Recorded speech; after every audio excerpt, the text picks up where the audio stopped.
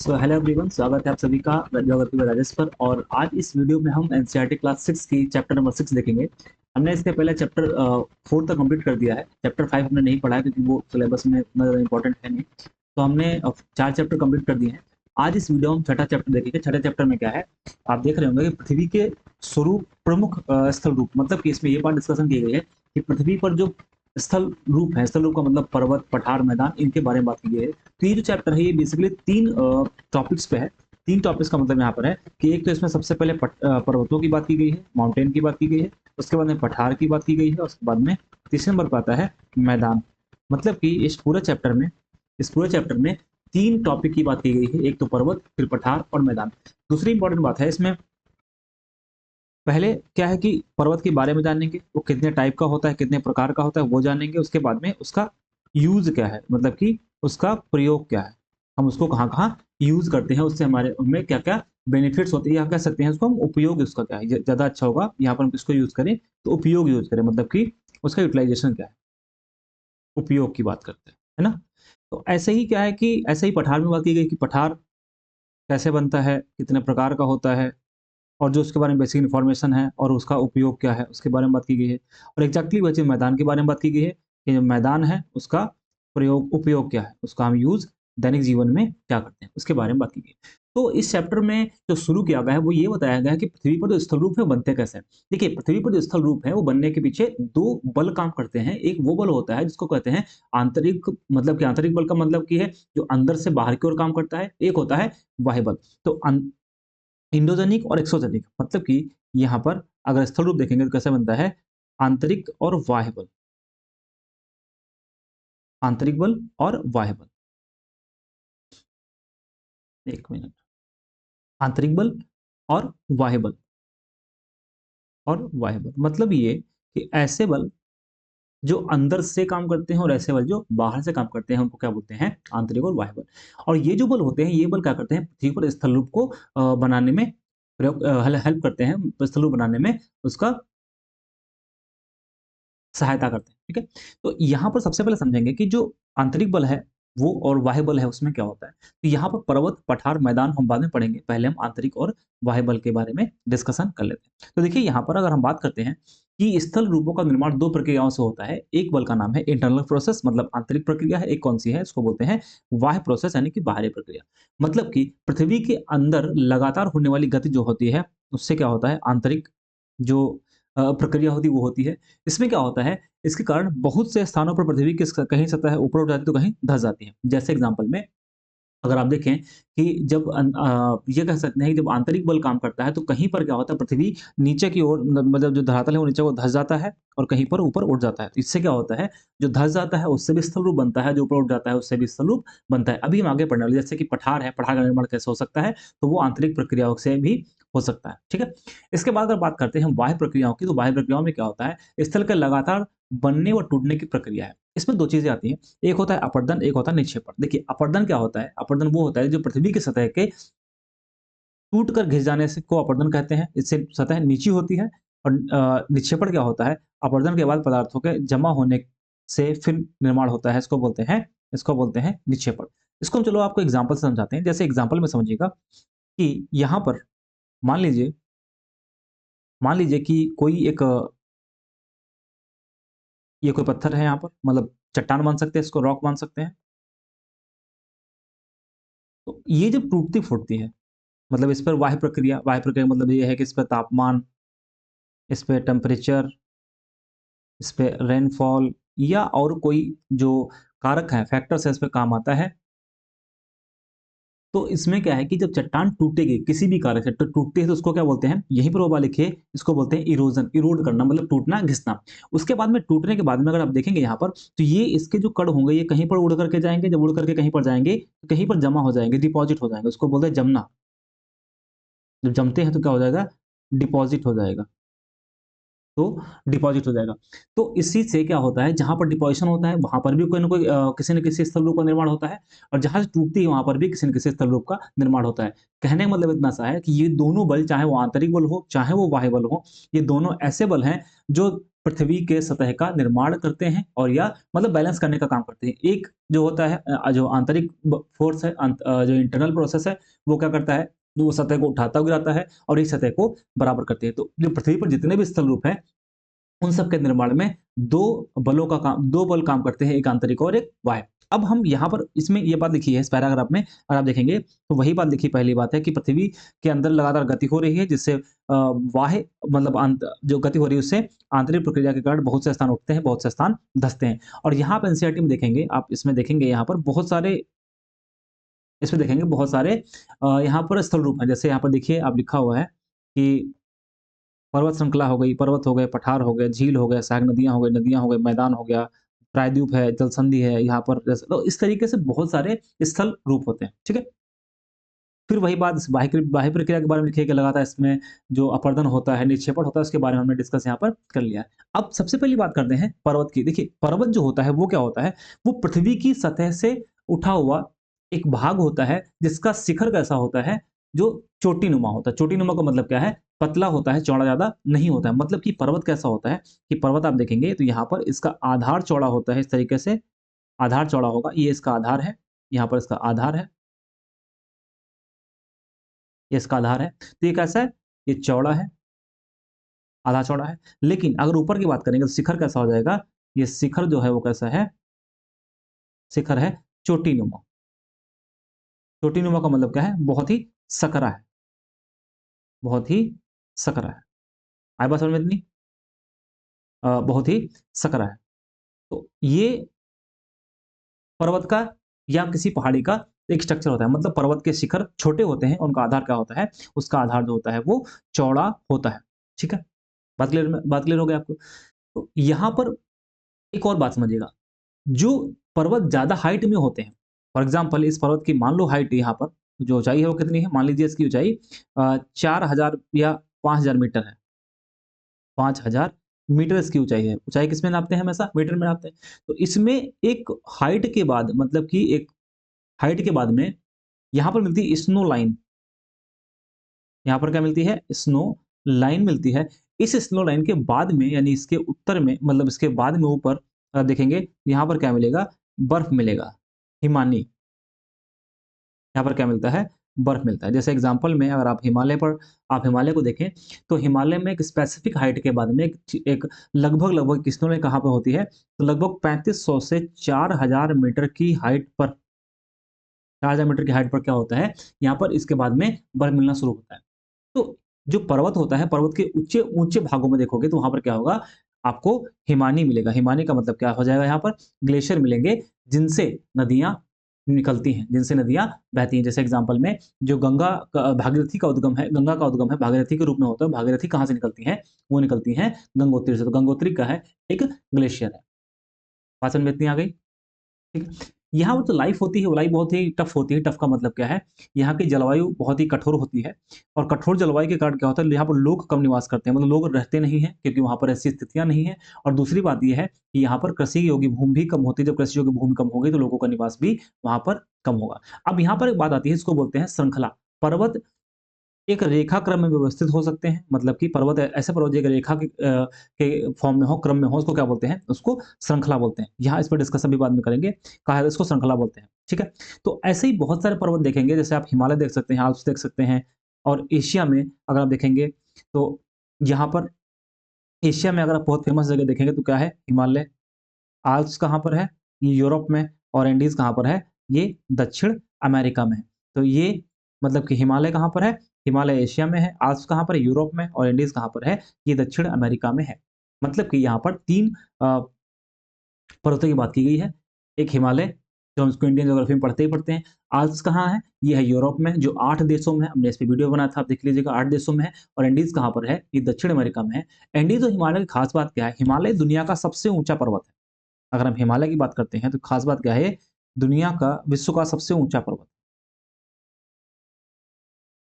विश्व का सबसे ऊँचा पर्वत, विश्व का सबसे ऊँचा पर्वत कौन? विश्व का सबसे ऊँचा पर्वत कौन है? तो है हिमालय। दूसरी बात, एंडीज़ की जब बात करते हैं तो खास बात इसकी क्या है? ये दुनिया का सबसे लंबा पर्वत है। विश्व का सबसे लंबा पर्वत, मतलब कि इसकी लंबाई सबसे ज़्यादा है, दुनिया में जितने पर्वत हैं इसमें सबसे ज़्यादा इसकी लंबाई है और सबसे ज़्यादा ऊँचाई किसकी है? वो है हिमालय की। 2 बातें यहाँ पर ध्यान रखिएगा। अब बात करते हैं पर्वत कितने प्रकार के होते हैं? पर्वत 3 प्रकार के होते हैं। यहाँ पर आप देखेंगे, एक पर्वत होता है जिसका नाम इसमें है, इसमें नाम है वलित पर्वत। एक पर्वत कौन-सा है? एक है वलित पर्वत। दूसरा पर्वत कौन-सा होता है? दूसरा पर्वत होता है यहाँ पर ब्रहंसोत्स पर्वत, जिसको बोलते हैं ब्लॉक माउंटेन। और तीसरा कौन-सा होता है? तीसरा होता है यहाँ पर ज्वालामुखी पर्वत, जिसको बोलते हैं वोल्केनिक माउंटेन। अब यहाँ पर 3 प्रकार के पर्वतों में बात करते हैं। जो वलित पर्वत है, इसके एग्ज़ाम्पल क्या है? इसका एग्ज़ाम्पल क्या है? सबसे अच्छा एग्ज़ाम्पल है इसमें हिमालय और आल्प्स। वलित पर्वत का निर्माण कैसे होता है? अभी हम डिस्कस कर लेंगे इसके बारे में। इसका एग्ज़ाम्पल क्या है? हिमालय और आल्प्स। अगर हम ब्लॉक माउंटेन की बात करते हैं, तो ब्लॉक माउंटेन का उदाहरण क्या है? यूरोप की राइन नदी घाटी तथा यहाँ पर क्या है? वाज़ेस पर्वत किसका एग्ज़ाम्पल है? तो ये ब्लैक फॉरेस्ट का एग्ज़ाम्पल है। और तीसरी अगर बात करते हैं, ज्वालामुखी पर्वत के बारे में बात करते हैं। ज्वालामुखी पर्वत में जो एग्ज़ाम्पल है कौन-सा है? अफ्रीका का माउंट किलिमंजारो तथा जापान का फ्यूजीयामा, जो यहाँ पर जो फ्यूजियामा आप देखेंगे जो पर्वत है वो, और जापान का जो किलिमंजारो पर्वत है वो, ये किसका एग्ज़ाम्पल है?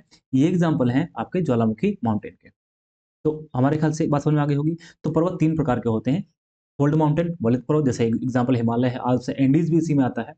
और ब्लॉक माउंटेन की बात करेंगे तो ब्लॉक माउंटेन में इंडिया में अगर देखोगे तो आपको मिल जाएगा, विंध्य सतपुड़ा मिल जाएगा। और यूरोप में कहाँ पे? यूरोप में जो राइन रिवर है वहाँ पर जो वाजेस पर्वत है वो, और जो ज्वालामुखी निर्मित है वो कौन-सा हो जाएगा? जापान में फ्यूजियामा, और इसके साथ-साथ में अफ्रीका में माउंट किलिमंजारो। क्लियर हो गई बात? तो यहाँ पर अगर बात करूँ मैं, जो वलित पर्वत हैं, देखिए वलित पर्वत का निर्माण कैसे होता है? तो वलित पर्वत का निर्माण जो होता है वो कैसे होता है? प्लेटों के संचलन से। प्लेटों के संचलन से। और प्लेटों के संचलन में भी आता है, प्लेट का 3 तरीके से संचलन होता है। तो जब 2 प्लेटों में अभिसरण होता है, जब 2 प्लेटों में क्या होता है? अभिसरण होता है। अभिसरण का मतलब क्या है? जब 2 प्लेटें एक दूसरे तरफ आकर टकराती हैं यहाँ पर, एक प्लेट ये है P1, P2, जब ये प्लेट आकर के टकराती हैं, तो इसकी वजह से क्या होता है? वलित पर्वत का ऐसे निर्माण होता है। और ऐसे पर्वत हैं जिनमें लगातार निर्माण होता रहता है। ठीक है? ब्लॉक माउंटेन क्या होता है? ब्लॉक माउंटेन का मतलब है कैसे बनते हैं कि जब बहुत बड़े भाग टूटते हैं तथा ऊर्ध्वाधर गति हो विस्थापन होता है। मतलब कि जब बहुत बड़े भाग टूटते हैं तो उससे गति होती है। जैसे आप यहाँ पर देखेंगे, तो यहाँ पर क्या है आप देख पा रहे हैं एग्ज़ाम्पल में कि फोल्ड माउंटेन, इसमें जब फोकस मतलब प्रेशर काम करता है इस पे है, तो क्या होता है इसमें पर्वत उठता है, उसको क्या बोलते हैं? Fold mountain. ठीक है? ब्लॉक माउंटेन में क्या हुआ, इसमें अगर देखेंगे तो मैंने अभी क्या बताया कि जब इसमें बहुत बड़े भाग मतलब कि एक बहुत बड़ा भाग क्या होता है? टूटता है और उसमें विस्थापन होता है। विस्थापन कैसा? ऊर्ध्वाधर विस्थापन होता है। तो यहाँ पर आप देख सकते हैं, जो हिस्सा ऊपर उठ जाता है, जो हिस्सा ऊपर उठ जाता है उसको क्या बोलते हैं? उसको हॉर्स्ट बोलते हैं, उत्खात बोलते हैं। और जो हिस्सा नीचे धँस जाता है उसको क्या बोलते हैं? ग्राबेन बोलते हैं, द्रोणिका भ्रंश बोलते हैं। यानी कि ऊपर उठे हुए हिस्से को क्या बोलते हैं? उसको बोलते हैं उत्खात या हॉर्स्ट बोलते हैं, और अंदर धँसे हुए, नीचे धँसे हुए हिस्से को क्या बोलते हैं? द्रोणिका भ्रंश या गाब्रेन बोलते हैं। ठीक है? तो अगर आपसे पूछता है कि हॉर्स्ट और जो गैब्रॉन है, किसकी विशेषता है? भैया यानी कि फोल्ड माउंटेन की विशेषता है, या इसमें जो ब्लॉक माउंटेन उसकी विशेषता है, या जो वोल्केनिक माउंटेन इसकी विशेषता है? ध्यान रखिएगा किसकी विशेषता है ये, तो ब्लॉक माउंटेन की यहाँ पर विशेषता है। तो ब्लॉक माउंटेन, जैसे इस पे एग्जांपल मैंने बता दिया। तो ब्लॉक माउंटेन जो फोल्ड माउंटेन में देखेंगे तो भारत की जो अरावली है विश्व की सबसे पुरानी पर्वत श्रृंखलाओं में से एक है। लेकिन अभी अपरदन की वजह से क्या हो गया है, वो घिस गई है। इसके साथ-साथ में ही उत्तरी अमेरिका के एपलेशियन और रूस के उराल पर्वत को देखेंगे तो वो भी ब्लॉक माउंटेन ही है, लेकिन वो अभी समय के साथ-साथ क्या हुआ है, उसके उस अपरदन की वजह से वो बहुत छोटे हो गए हैं, घिस गए हैं। तो 3 हमने आपको ब बताई, 2-3 पर्वत मैंने बताया आपको, ब्लॉक माउंटेन और यहाँ पर फोल्ड माउंटेन। अब बात आती है ज्वालामुखी। देखिए, ज्वालामुखी के बारे में आप डिटेल में पढ़ेंगे। ज्वालामुखी जो से निर्मित पर्वत होते हैं, तो ज्वालामुखी में क्या होता है कि जो सतह है, सतह से नीचे जहाँ मैग्मा चेंबर होता है, वहाँ पर मैग्मा भरा होता है। मैग्मा जब बाहर निकल कर के आता है, तो उसको क्या बोलते हैं? उसको ज्वालामुखी बोलते हैं। तो जब मैग्मा बाहर निकलता है, उसमें क्या होता है?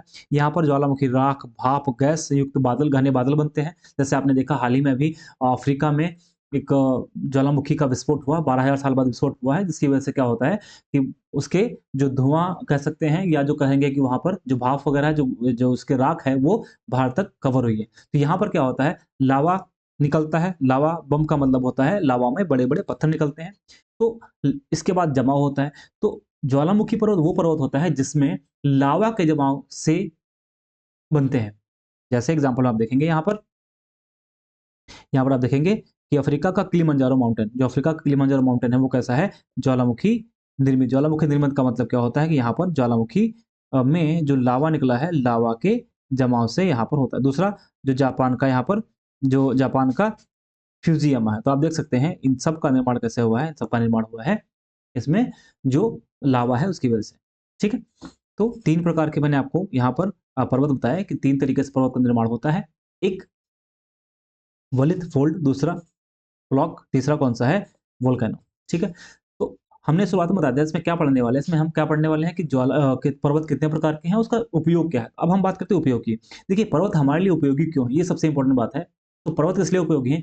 पहली बात, ये जल के संग्रहार है, मतलब कि ये जल को स्टोर करते हैं। रीज़न क्या है कि बहुत सी नदियों का स्रोत यहीं से होता है। जैसे इसका एग्ज़ाम्पल क्या है? जैसे एग्ज़ाम्पल क्या हो जाएगा? गंगा नदी हो गई, यमुना नदी हो गई, ये सब ऐसी नदियाँ हैं जिनका उद्गम कहाँ से होता है? इन्हीं पर्वतों से होता है। सिंचाई और पनबिजली के लिए, मतलब पर्वतों का जो प्रयोग है वो किसका का उपयोग जो है वो किसके लिए करते हैं? सिंचाई और पनबिजली के लिए करते हैं। कृषि के लिए, कृषि नदी घाटियाँ होती हैं, जो वेदिकाएँ कृषि होती है उसके लिए उपयोगी है। तीसरी बात अगर बात करें जैव विविधता की, तो पर्वतों पर अलग-अलग वनस्पति, अलग-अलग जीव-जंतु पाए जाते हैं, जिसकी वजह से वहाँ पर जैव विविधता मेंटेन रहती है। के साथ-साथ में प्राकृतिक उत्पाद यहाँ पे मिलता है, जैसे कि वनों से ईंधन, चारा, गोंद, रेज़िन, ये सब प्राप्त होता है। और इसके साथ-साथ में आप देखते हैं कि लोग जाते हैं, जैसे एग्ज़ाम्पल में इंडिया में जो लोग हैं, वो उत्तराखंड में जाते हैं या हिमाचल में जाते हैं, वहाँ पर क्या करते हैं? तो वहाँ पे पैराग्लाइडिंग करते हैं, हैंग करते हैं, रिवर राफ्टिंग करते हैं, स्कीइंग करते हैं, ये सारे खेल भी वहाँ पर होते हैं। मतलब कि ये पर्यटन के लिए और खेल के लिए भी लाभदायक है। तो पर्वत किस लिए लाभदायक हैं? तो पर्वत जल के संग्राहक हैं, संग्रह इसमें होता है, सिंचाई, पनबिजली, कृषि वेदिका, जैव विविधता, कृषि उत्पाद और पर्यटन व खेल के लिए भी उपयोगी हैं, लाभदायक हैं। ठीक है? तो हमने इस चैप्टर का एक पार्ट कंप्लीट कर लिया, इसको बोलते हैं पर्वत।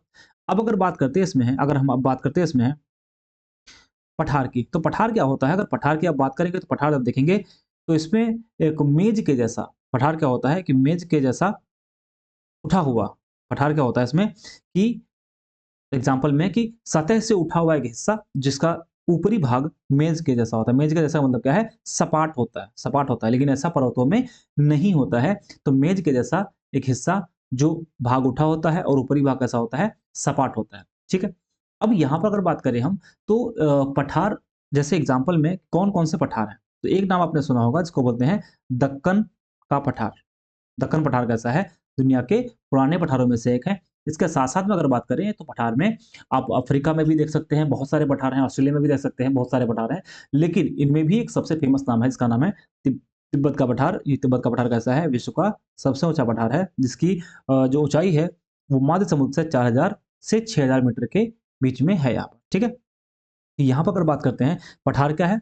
पठारों की बात करेंगे, पठार उठी हुई सपाट भूमि है, पठार उठी हुई भूमि है, यह आप आस-पास के क्षेत्र से अधिक उठा हुआ होता है। इसका ऊपरी भाग मेज के समान सपाट होता है। किसी पठार के एक या एक से अधिक किनारे होते हैं, जिनके ढाल खड़े होते हैं, मतलब ये ढाल खड़े भी होते हैं और पठारों की ऊँचाई कुछ 100 मीटर से कुछ हज़ारों तक होती है। दक्कन का पठार पुराने पठारों में से एक है, तिब्बत का पठार विश्व का सबसे ऊँचा पठार है। ये बात हमने यहाँ पर कर ली।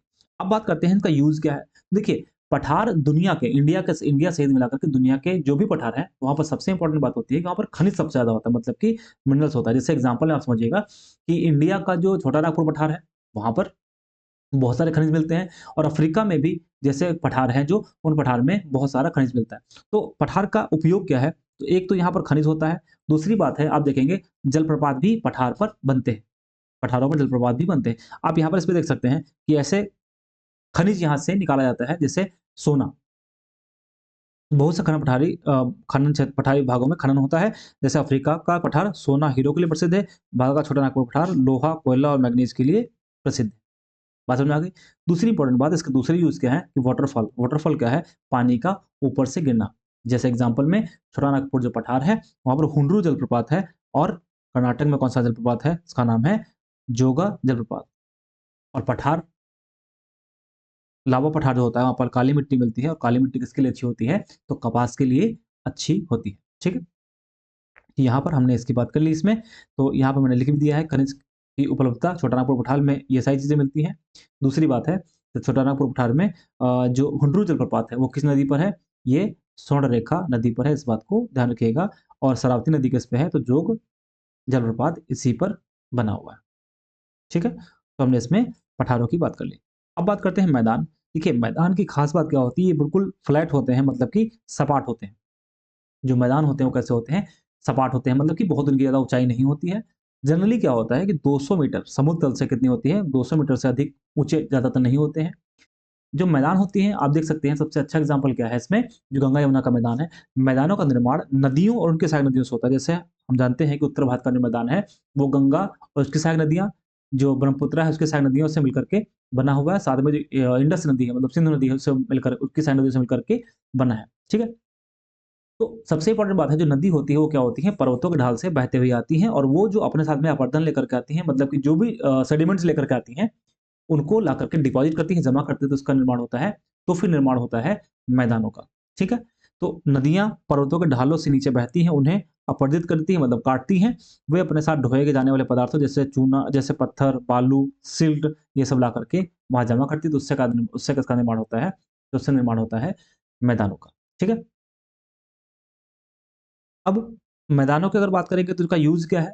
तो सबसे इम्पोर्टेंट बात है, दुनिया के जितने भी मैदान हैं वहाँ पे देखेंगे सबसे ज़्यादा जनसंख्या पाई जाती है।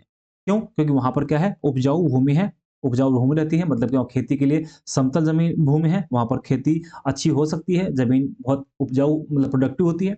दूसरी इम्पोर्टेंट बात है परिवहन में आसानी, क्योंकि ये ज़मीन बहुत ऊबड़-खाबड़ नहीं होती है, इसलिए यहाँ पर क्या होता है, परिवहन का साधन डेवलप कर सकते हैं, मतलब कि यहाँ रेलवेज़ हो गया, रोडवेज़ हो गया, इन सब का हम अ निर्माण कर सकते हैं, और आवासनी घर भी बना सकते हैं। जैसे यहाँ पर आप देखेंगे कि इसमें ये घर बने हुए हैं, यहाँ पर घर बने हुए हैं। मतलब कि समतल ज़मीन जो है, यानी मैदान जो है वो रहने के लिए बेहतरीन होती है, इसलिए यहाँ पर पॉपुलेशन भी ज़्यादा होती है। एग्ज़ाम्पल मैंने आपको पहले बताया, एशिया में जैसे आप देखते हैं गंगा ब्रह्मपुत्र का मैदान बहुत फ़ेमस है, जहाँ पर दुनिया में सबसे ज़्यादा अगर देखेंगे तो जनसँख्या इन्हीं क्षेत्रों पे मिलती है, भारत में भी सबसे ज़्यादा जनसँख्या इन्हीं क्षेत्रों में मिलती है। चीन का यांग तेज़े नदी मैदान, मतलब चीन में भी जो नदी है, उसके जो मैदान है चीन में, वहाँ पर भी, और भारत में गंगा का मैदान देश में सबसे अधिक जनसँख्या वाला मैदान है, इसके बारे में हमने आपसे डिस्कशन कर लिया। ठीक है? तो ये 3 चीज़ें इसमें थी, पठार, मैदान और उसके बाद में जो पर्वत है वो। अब हम यहाँ बात करते हैं जो लोग कैसे रहते हैं पर्वतीय क्षेत्रों में, मैदानी क्षेत्रों में। देखिए, पर्वतीय क्षेत्र आप देखेंगे यहाँ पर, ये पर्वतीय क्षेत्र आपको दिखाई दे रहा होगा ऐसे। देखिए कितना मुश्किल है रहना यहाँ पर, मतलब कि यहाँ पर सही से ना तो हम परिवहन की सुविधा डेवलप कर सकते हैं, ना ही यहाँ पर कृषि योग्य भूमि है, ना ही यहाँ पर कोई बहुत उपजाऊ ज़मीन है। यहाँ का जीवन कैसा होता है? यहाँ पर जीवन होता है कठोर। और जब इतनी कठोरताएँ हैं, तो वहाँ पे जनसंख्या भी क्या होगी? कम होगी। कारण क्या है? कठोर जलवायु, जलवायु बहुत कठोर होती है, खड़ी ढाल होती है, बिल्कुल खड़ी ढाल होती है, घर बनाने में दिक्कत है, ट्रांसपोर्टेशन में दिक्कत है, और कृषि योग्य भूमि भी कम होती है। लेकिन इसके विपरीत क्या होता है, मैदानी क्षेत्रों में क्या होता है? मैदानी क्षेत्रों के कंपेयर में यहाँ पर जीवन क्या होता है? सरल जीवन होता है। क्यों? क्योंकि यहाँ पर हम अ, ट्रांसपोर्टेशन का भी डेवलप कर सकते हैं, घर भी बना सकते हैं, खेती के लिए ज़मीन भी उपलब्ध है, और यहाँ पर जो ज़मीन है वो कैसी है? उपजाऊ है। तो जनसंख्या यहाँ पर क्या है? सघन होती है, क्योंकि फसलें उगा सकते हैं, घर बना सकते हैं, सड़कें बना सकते हैं, रेलवे, ये सब कुछ बना सकते हैं, इसलिए यहाँ पर पॉपुलेशन ज़्यादा होती है, और दोनों इमेज में देख कर के आपको लग रहा होगा कि यहाँ पर दोनों में क्या अंतर है। ठीक है? अब यहाँ पर जो बात करते हैं प्राकृतिक आपदाओं की, तो ये बात हमने समझ ली यहाँ पर कि लोग यहाँ पर कैसे रहते हैं। फिर हम बात करते हैं यहाँ पर प्राकृतिक आपदाओं की। देखिए, प्राकृतिक आपदाएँ कौन-सी होती हैं? प्राकृतिक आपदाएँ ऐसी आपदाएँ होती हैं जो नुकसान करती हैं, जो बहुत बड़े पैमाने पर नुकसान करती हैं। जैसे कहीं पर भूकंप आता है तो देखिए जनधन की हानि होती है, ज्वालामुखी उद्गार होता है तो भी जनधन की हानि होती है। कहीं पर तूफ़ान आते हैं, बाढ़ आती है तो काफ़ी जनधन के नुकसान होती है। ठीक है? तो अब ये जो खतरा है, मतलब प्राकृतिक आपदाएँ हैं, इनको हम कम कर सकते हैं, रोक नहीं सकते हैं। अब भूकंप कब आएगा ये किसी को नहीं पता है, लेकिन इसको हम जागरूकता पैदा करके क्या कर सकते हैं, इनके खतरों को हम कम कर सकते हैं। हम कुछ गलत उपयोग भी करते हैं, जैसे हम स्थल का उपयोग गलत तरीके से करते हैं, जैसे उपजाऊ ज़मीन पर भूमि का निर्माण। आप समझिए, अगर उपजाऊ ज़मीन पर भूमि का निर्माण अगर करेंगे, तो फिर ज़मीन कम हो जाएगी। हम कूड़ा किसी भी भूमि पर या पानी में फेंक देते हैं, उन्हें गंदा कर देते हैं। तो कहने का मतलब इतना सा इसमें है कि ये जो तीन है, ये जो सब चीज़ें हैं, जो हमें प्रकृति ने दिया हुआ है, इसको मेंटेन बनाना हमारा कर्तव्य है, और आने वाली पीढ़ियों के लिए पृथ्वी को सुरक्षित रखना चाहिए, ताकि सतत विकास हो सके, सस्टेनेबल डेवलपमेंट हो सके, सतत विकास हो सके, सस्टेनेबल डेवलपमेंट हो सके। कंक्लूजन क्या है कि उपलब्ध भूमि केवल हमारे ही उपयोग के लिए नहीं है, केवल हमारे ही उपयोग के लिए नहीं है। यह कर्तव्य हमारा है कि हम आगे आने वाली पीढ़ियों के लिए भी पृथ्वी को सुरक्षित रखें। मतलब कि हम इसी को बोलते हैं सस्टेनेबल डेवलपमेंट, यानी बोल सकते हैं सतत विकास। बात समझ में आ गई? तो ये चीज़ थी इस चैप्टर में, पूरे में अगर आप पढ़ेंगे बैठ कर के, इसका मैंने यहाँ पर पीडीएफ बना लिया था ताकि आपको ये समझना आसान हो जाए। इसमें इंपॉर्टेंट पॉइंट ये सारे हैं, ठीक है? तो इस चैप्टर में इतना ही है। अगला चैप्टर हम लोग अगली क्लास में पढ़ेंगे जिसमें इंडियन ज्योग्राफी के बारे में बात की गई है। मतलब इसमें अगले चैप्टर में किसकी बात की गई है? तो इंडियन ज्योग्राफी यानी कि भारत के भूगोल के बारे में यहाँ पर बात की गई है, ठीक है? तो हमने ये चैप्टर नंबर 6 भी कंप्लीट कर लिया। अब हम बात करेंगे हमारा देश भारत, ठीक है? तो कैसा लगा वीडियो ज़रूर बताइएगा। मिलते हैं अगले वीडियो में। बहुत-बहुत धन्यवाद।